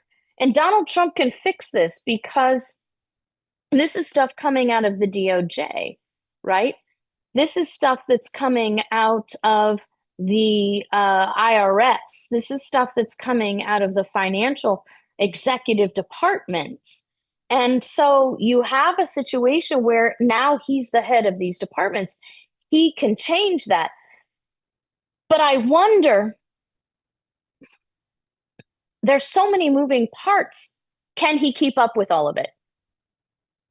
How do we keep these little things, this particular lawsuit still happening, still being argued by the holdovers, that money doesn't belong to you, it belongs to government, which means when you get a tax return, you're not getting money back that belongs to you. The government's giving you money that they should be able to keep. A tax return is a gift. When you get a tax credit, you are not getting money. You're not getting to keep money that's yours. That tax credit is the government saying, no, we'll allow you to keep what is ours, which allows them to have control over everything. It's how the PPP money came in, and they said, okay, you're spending, we gave you this PPP money during COVID. Well, now you have to account to us how you spent that money. And if we don't like how you spent that money, you have to pay us back, because it wasn't a gift and it wasn't your money that you were keeping. It's our money that we gave to you, and you now have to be accountable for it. The slippery slope for this one, Frank, and I'll tell you because you have a little one, is the earned income credit on children. That is you're going to see, if things don't change in this administration, in the next 4 years, with this legal argument that I am reading and the argument they're making, you're going to see the federal government say, okay, parents, you have accepted this earned income credit on your tax returns for your children all these years. Guess what? That means that we have paid for control of your children. Yeah. If you're not educating them the way that you want us to, if you're not medicating them the way we want you to, then we are going to take your children because we already paid for them. Well, listen, this is not crazy, because we've already heard expressed in very creepy ways over the last however many years, whether it be teacher union reps or school board, right, talking about co-parenting and all that other stuff. So we know that these creepy people, whereas they don't really like, procreation and actually building a families, they want to possess the children who are already here and build on that's how they reproduce. But the whole thing is, the thing that's even crazier is that when you think of, well, we own the money because we print the money, so it's not really yours. Well, the money is a representation of my labor. You don't own my labor. So the real question is, do we have to start going out of our way? And maybe this is why alternative currencies, or maybe anything else in a barter sense, that it has some sort of real tangible value. Is that what we have to do? Is this a door open back into gold and silver? I don't know, but for somebody to say, well, you're using our notes to go out there and live in the world, well, that is just It's just a representation of my labor of things that I've earned. To hell with you. I won't use your money then. Can we just start doing something else? Well, it's interesting that you mentioned that because Samuel Adams actually has a quote in his day, and he says, if taxes are laid upon us in any shape without our legal representation where they are laid, are we not reduced from the character of free subjects to the miserable state of tributary slaves? He said, if they can tax our land, what's next? The product of our land, our labor? Mm-hmm. We are being reduced to the miserable state of tributary slaves. That's the argument that the federal government is literally making in the courtroom right now, that each and every American is a tributary slave, meaning they must pay tribute to government because government is the creator of their prosperity and the creator of their wealth and the creator of their jobs.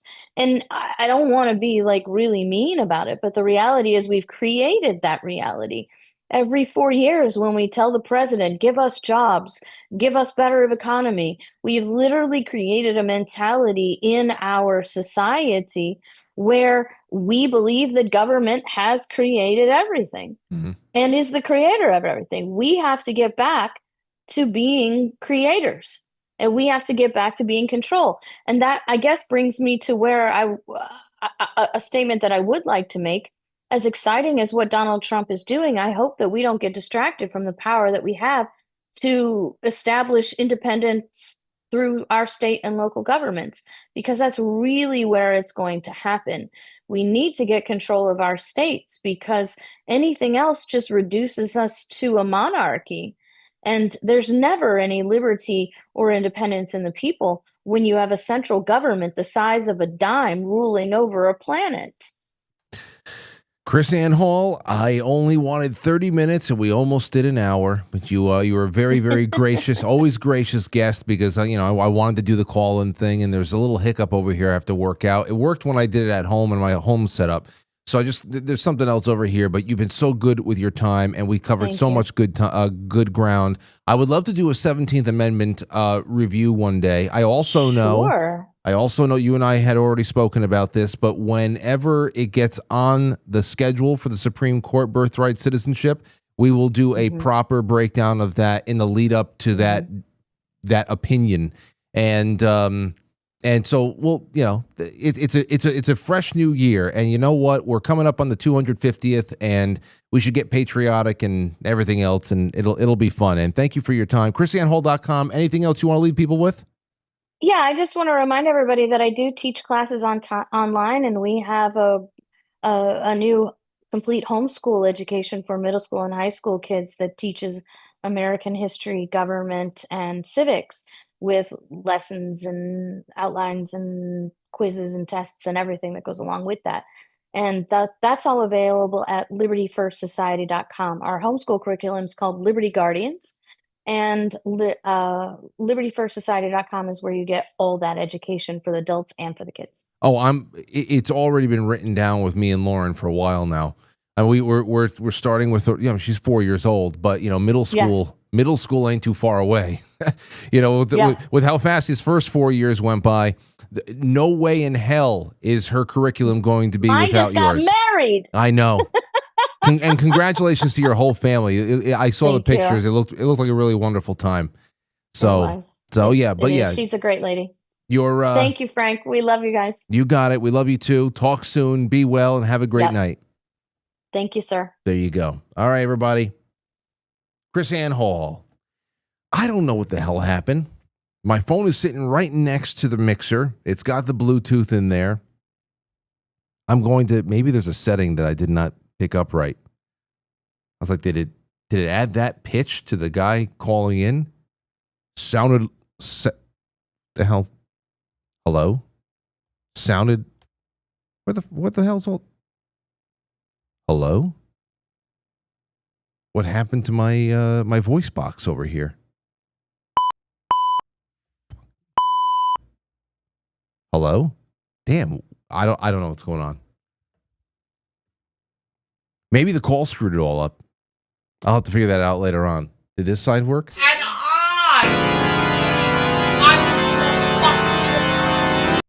That works.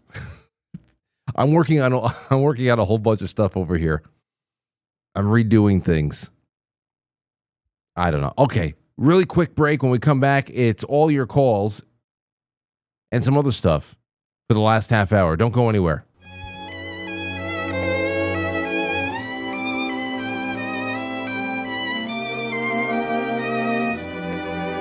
G13. What's that? Oh, gee. Night, Bobby.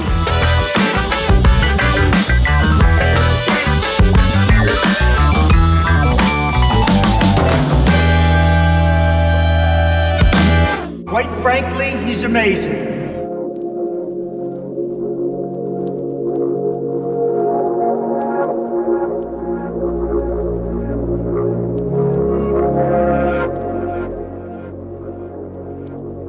All right. Okay. I saw as Donald Trump was flying over the Gulf of Mexico, he signed the order that became the Gulf of America. It's officially the Gulf of America until somebody else changes it back. And that's something that we'll be doing that'll be the new volleyball. That and Mount McKinley. It'll be the Denali, McKinley, Denali, McKinley, in your face. It's just gonna be a new American tradition. How long is it going to be McKinley for? Anyway, let's get into your super chats. Quite frankly, superchat.com. We have a few there. Stowe Stoop says, great guest to start off a week of wonderful, or start the week off wonderfully of. Seemed a little out of place there, Christos. I love you, though. All the best to you and your family. Jay Britt says, no better start to the week than with KrisAnne Hall on QuiteFrankly.tv. Thanks, Frank. Well, thank you, Jeff. Thank you so much. KD33. This was from this morning. Said, Frank, I just got the Keto Brainz sample that you sent. Thanks again. Any commercials from the super chat catch your any commercials from the Super Bowl? Sorry, catch your eye. I think the Hims Hers commercial calling out the food system was funny. It's funny to see it next to all the commercials for junk food. Cheers, KD33. To be honest, I saw that stupid girls flag football thing, which, okay, you want flag football for girls out there? Fine. It's a way to be outside. You put the flags on, you run around, you throw the ball. There's no tackling. That's a nice way for girls to spend some time. But of course, it's with this really ridiculous. The girl lines up. She's all badass. She's watched one too many modern Disney films. That's for sure. She's just a badass. And she lines up with Brad, this gigantic guy. And she's just like, oh, I can take him. And just juking everybody, breaking everybody's ankles, back and forth, jumping over, doing a split in the air. And all the guys, nobody can touch her. Nobody can touch her. Nobody can grab the flag. She was like the Flash. Like, God, stop gassing girls' heads up like this. You're going to hurt them. You really are. It's just ridiculous. You want to start playing flag football, go ahead. But they want it to be a college recognized sport. Just do it intramural. What's wrong with just intramural sport? Flag football? Come on. Ridiculous. Anyway, so that's the one commercial that I had noticed after the fact that I just rolled my eyes. Other than that, nothing. Nobody was watching the commercials. It could have just been my household. Maybe with you, I don't know. Everybody was just talking, checking in on the game, because the game was out of control early. The whole damn thing was out of control. So the game, we knew how that was. You check in every once in a while, see what the scores are, just because you wanted to see where you were at with your numbers. But other than that, everybody was just talking, and there is absolutely no allure to the commercials. For years, it's been that way. But it's not even No, there's not even any like introducing a new gadget that is like groundbreaking. Nothing. There's nothing. So if there was something cool, I missed it. Other than that, it was actually kind of low-key night. Katie Sky on Rumble says, maybe in the meeting, as diplomatically and data-driven as possible, bring up the fact that the area is about to be massively depopulated and there won't be enough people to even rent out the apartments. Well, here's the thing. You're talking about the situation over here.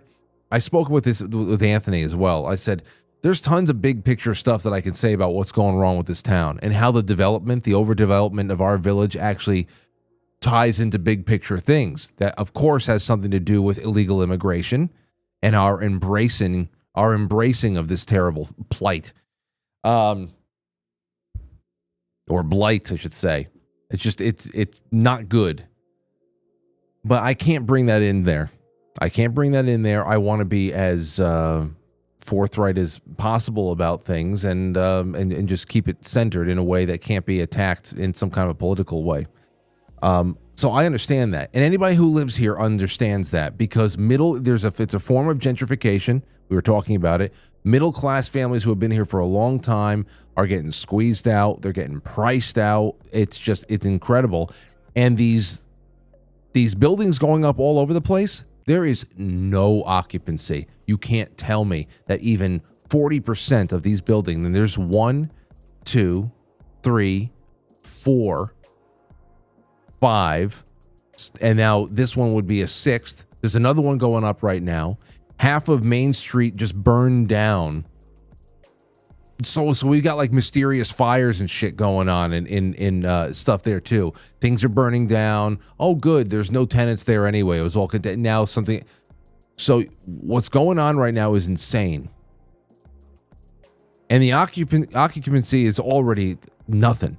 So it makes me wonder. It really makes me wonder, what are these modern beehive buildings all about? What are they all about? When is the government funding coming in to expand Section 8 or something like that? But they're modern. They are like, we're talking about $3,000 a month studio apartments. It's insane. They got the gyms now. They've got the observation decks. They got the pools and all that stuff. So I can't imagine that becoming subsidized housing, but you never know. Why are they being built if nobody's living in them? It's so crazy. It's crazy what's going on. And I'm putting this out there because perhaps some of you guys and gals, and I know some of you are because I've gotten the emails, are living in towns and villages that are being completely transformed like this. And it doesn't add up. Zach Zoriak says, Frank, today's the 24th anniversary of The Price Master. Check it out on YouTube if you haven't seen it. Please send me a link. I'd love to see it. Thank you so much. Thank you, Zach. Got another one over here from Jay Semo. Says, KrisAnne is fantastic. What a start to the week. I'm happy she's having a good time with DOGE as well. I'm having a good time. Let's go to another one over here. Quite Frankly.tv. Awake and not woke, thank you. Braves Piano, thank you for your tip. Joe Elaine, the Sentinel, says Elon's appointment for DOGE culminates on July 4th, 2026, with a January 20th, 25 executive order. Okay, so he's only on for a year and change, you mean? Got you. So he's there for a limited scope mission. Hey, I'm in the same roller coaster car as you guys, and hey, let's go. Let's go. I already want to dust through this year.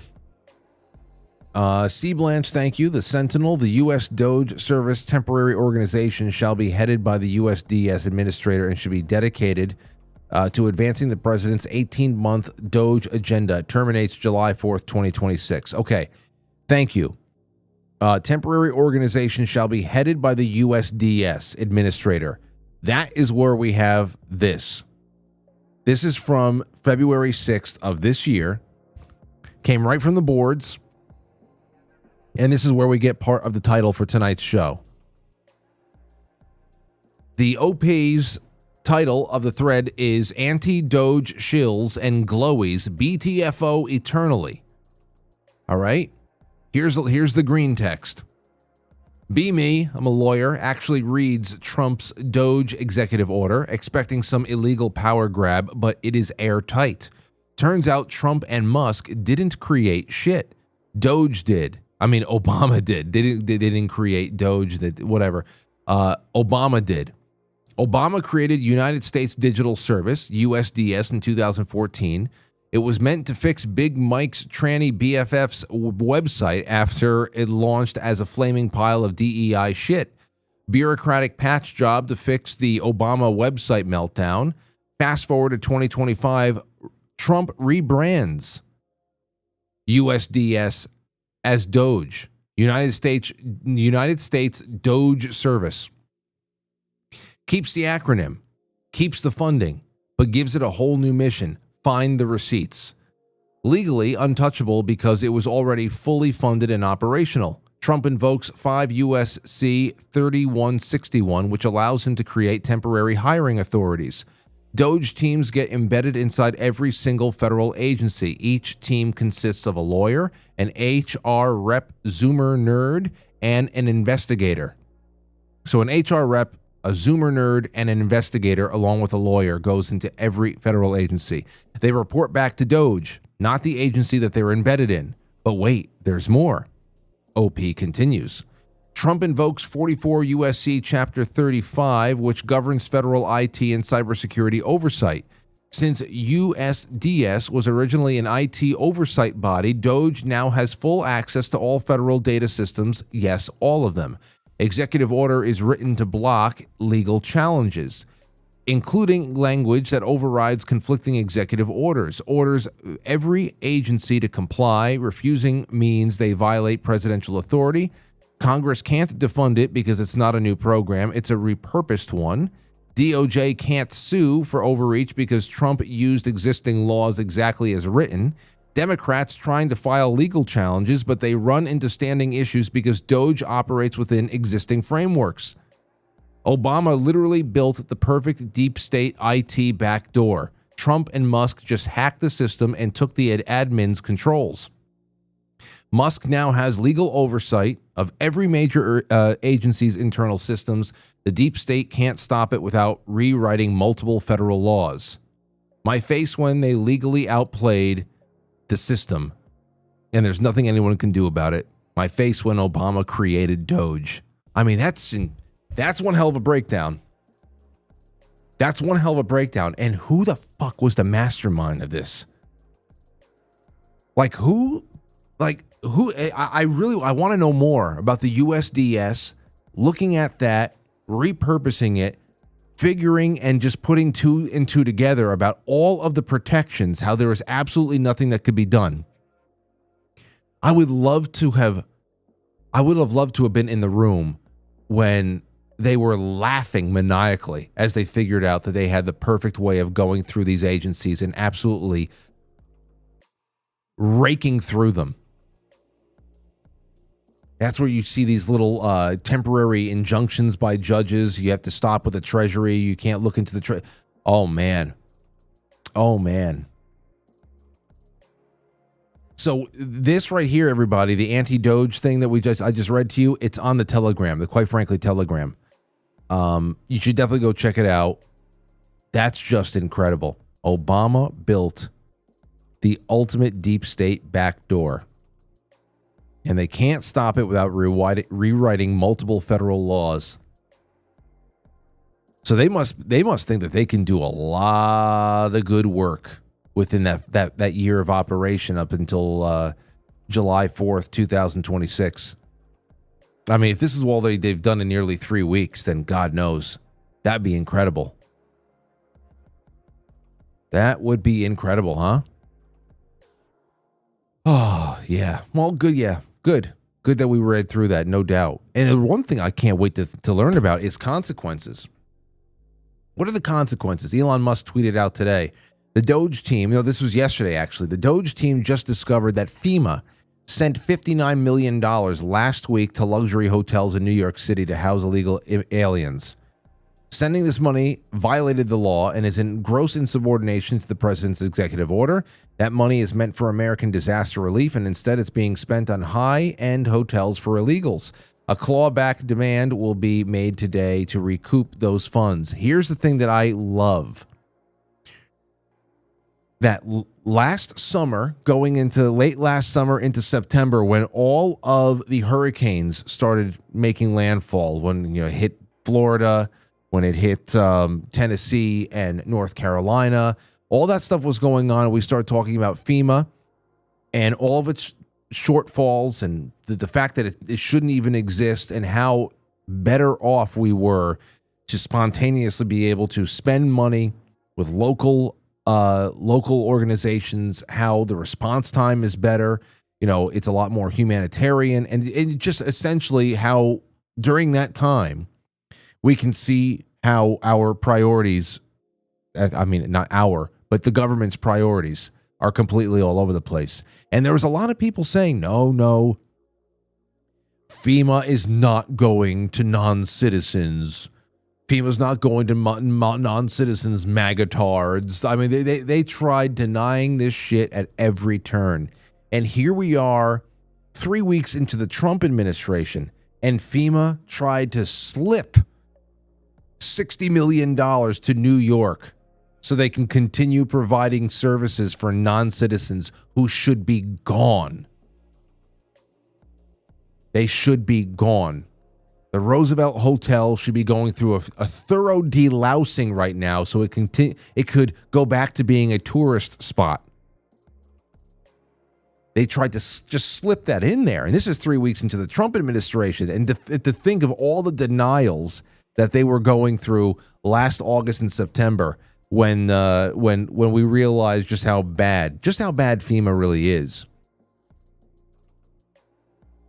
Just nutty stuff. Let's take some calls. 914-200-0269.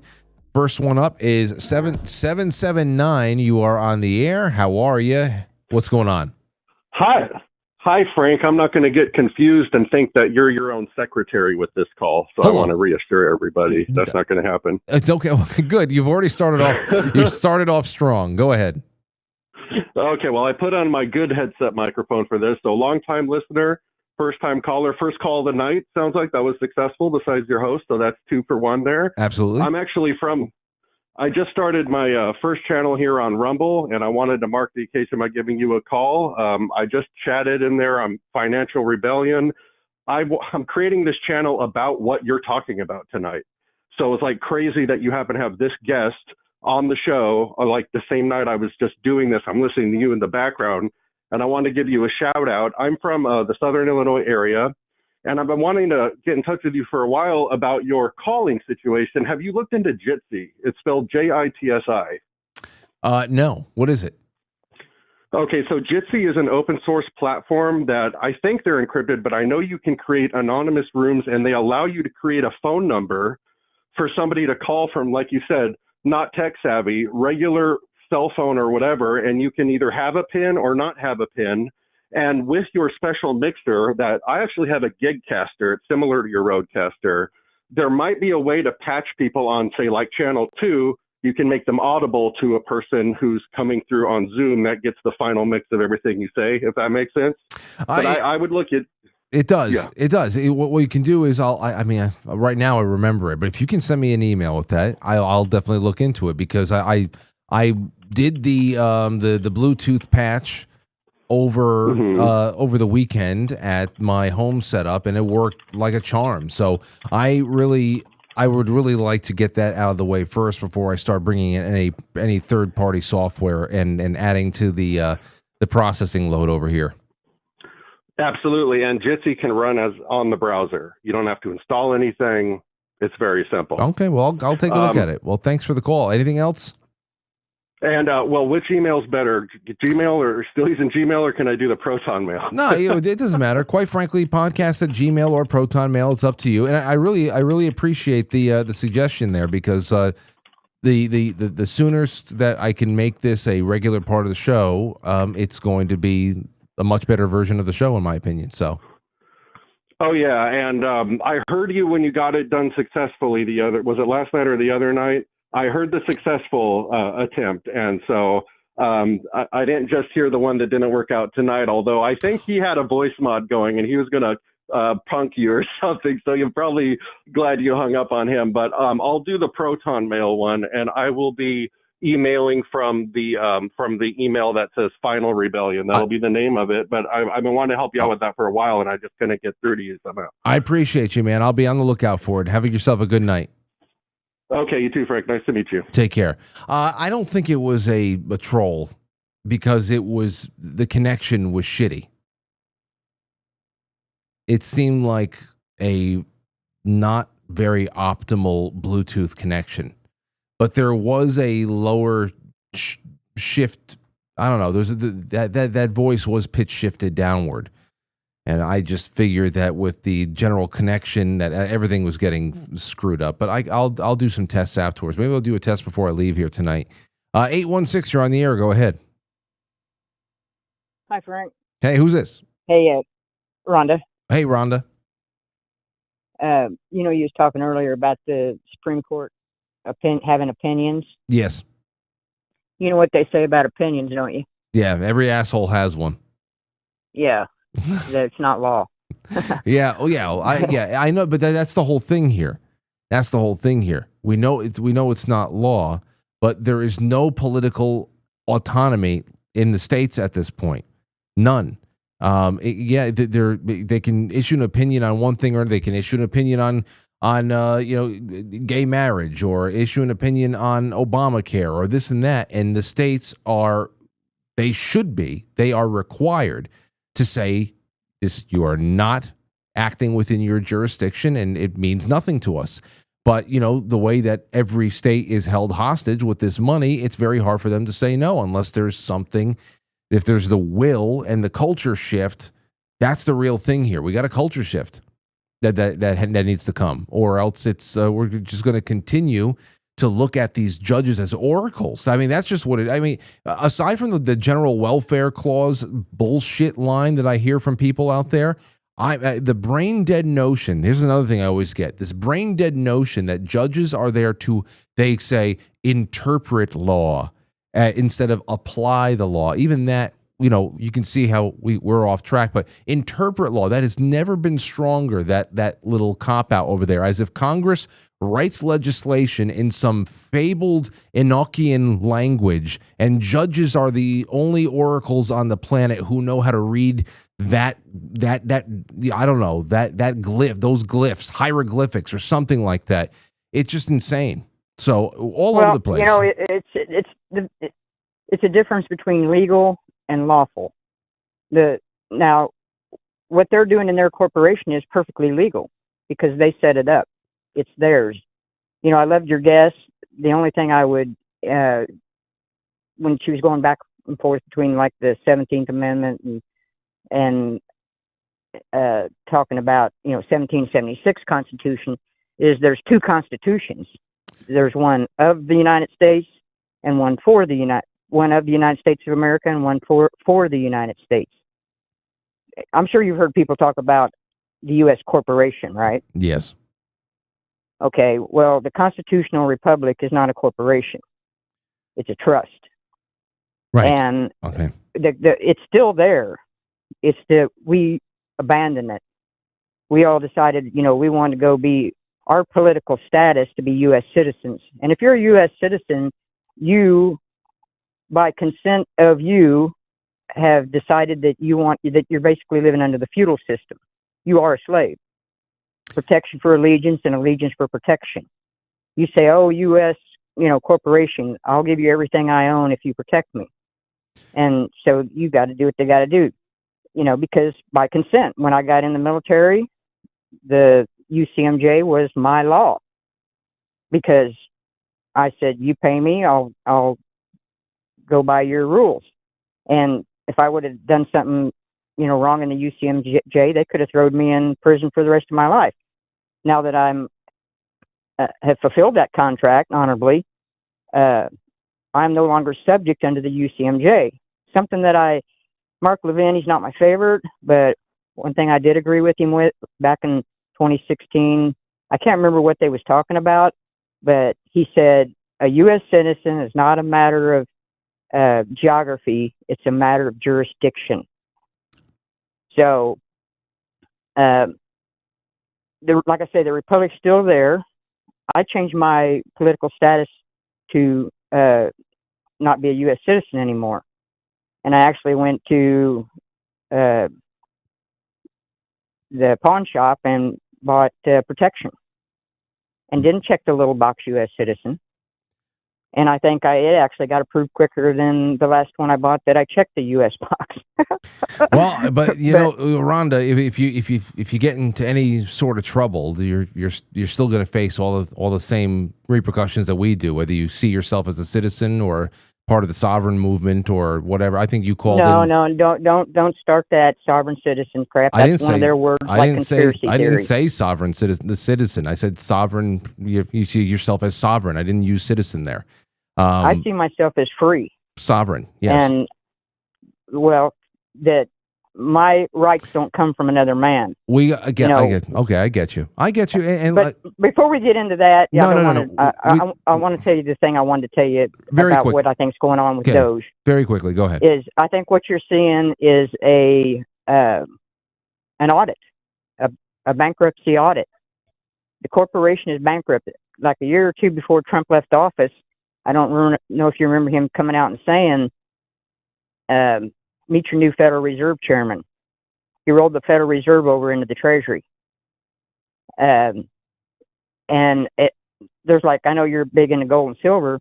There's 20-some states now that have passed laws that gold and silver to be currency or legal tender.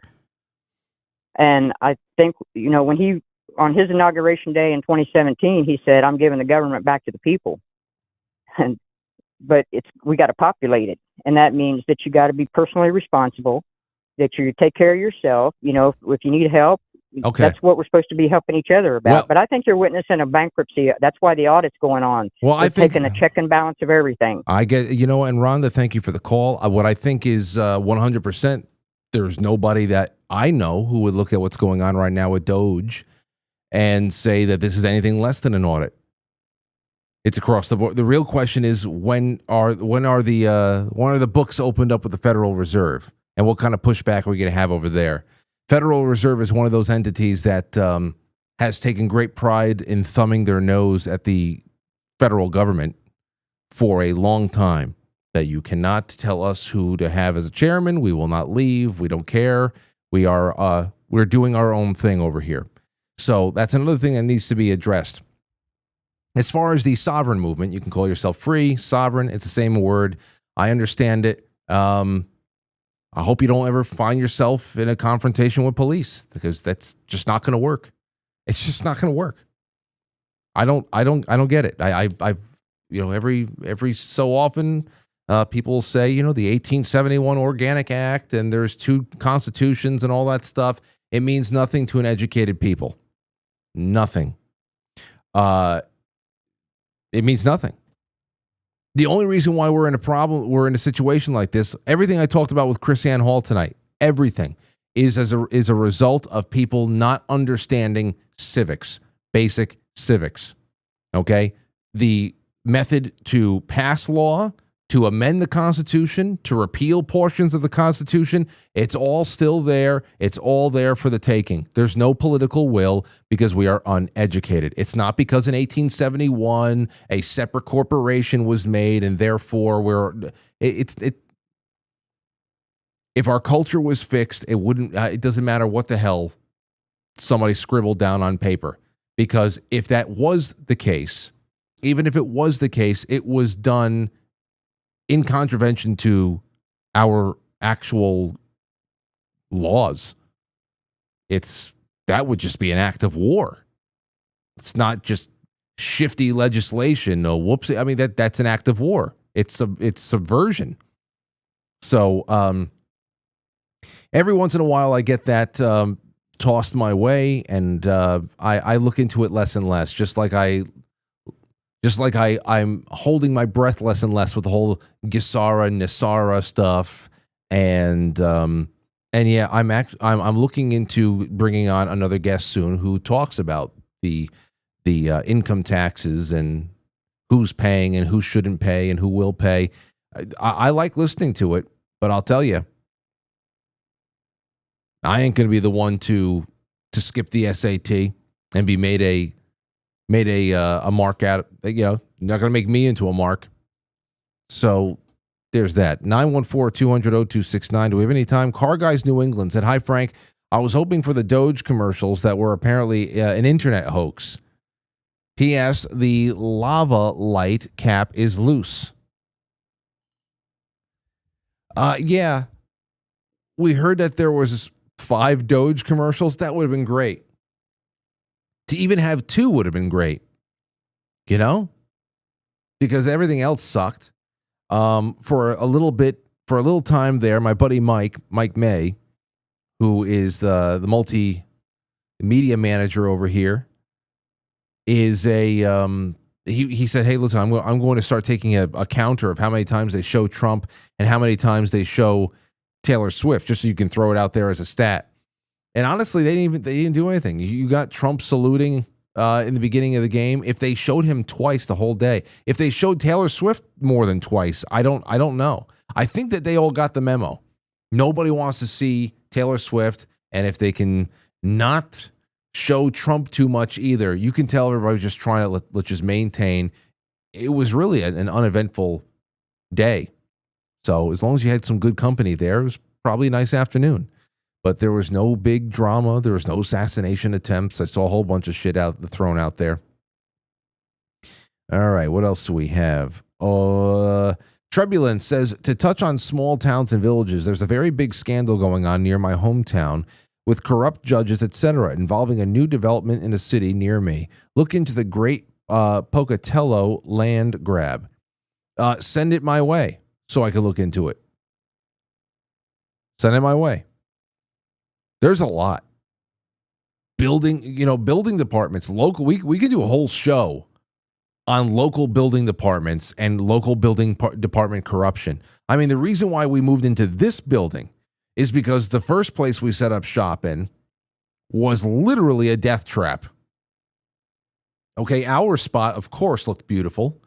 We took good care of it. It was cozy. It was well maintained. We're always doing things to make it better and better and professional. The rest of the place was a real dump, but it was our dump, and we really liked it. Now, we didn't know how bad it was until one night, and I still have the video somewhere.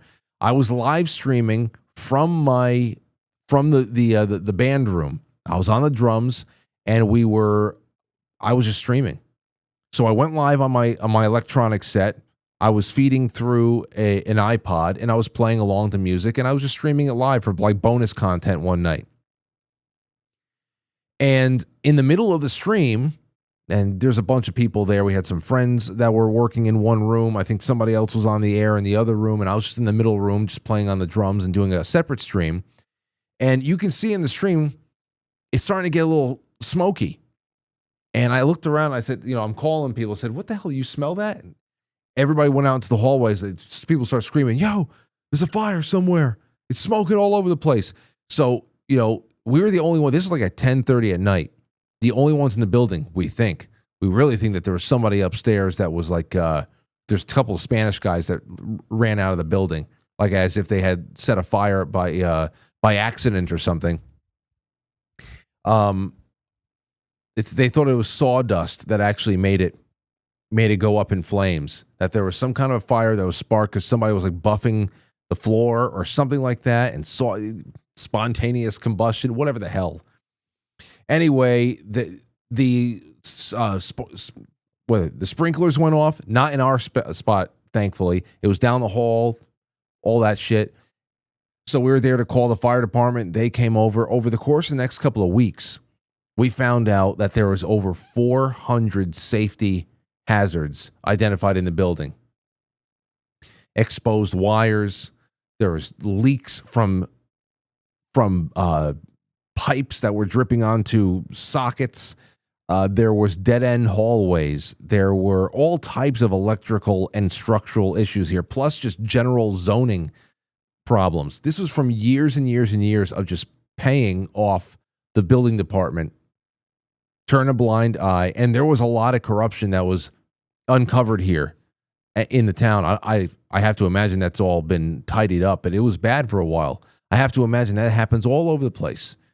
You slip a couple $100 there, $1,000 there, you turn away, and you hope that nobody's house burns down.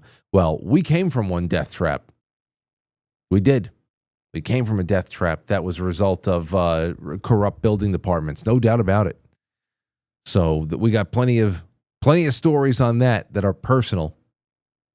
Anyway, it's 9:03. 9:03.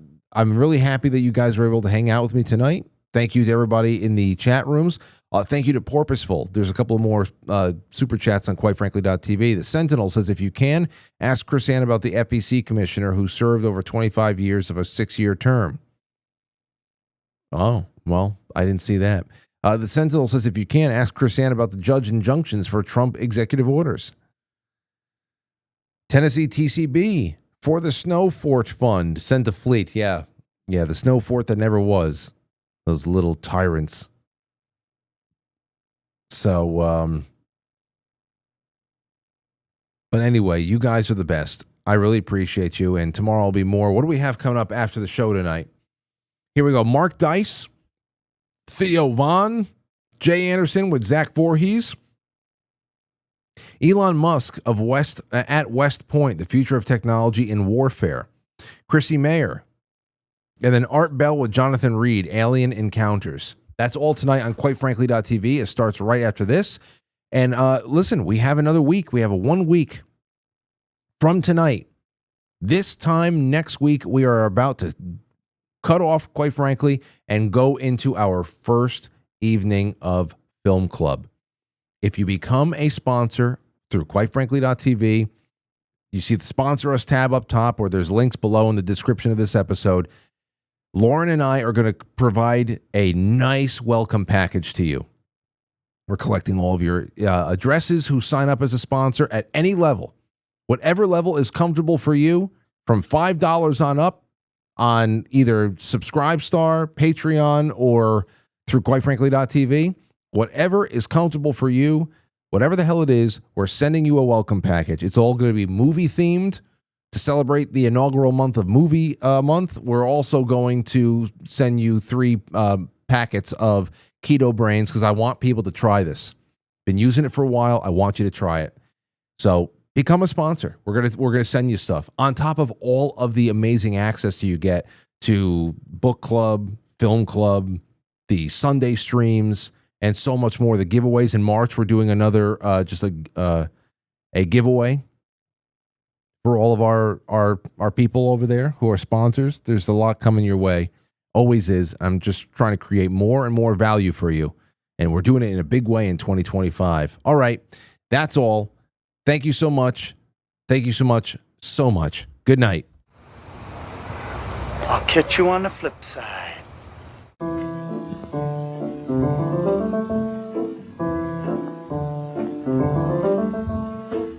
Quite Frankly is filmed before a live studio audience, and now our super chatters, starting with and starring Car Guys New England, Stowstube, Jay Brits, KD33, to all of our wonderful Rumble ranters, Trebulence, that's another one, Jay Semo, and up top, KD Sky and Zach Zoriak. I'm unloading all of the scratching tickets right now on quitefrankly.tv. I am even going to dump out the treasure chest on D Live. I'll see you at 7 o'clock tomorrow night, everybody. Be good. And if you can't be good, as my priests say, don't be caught.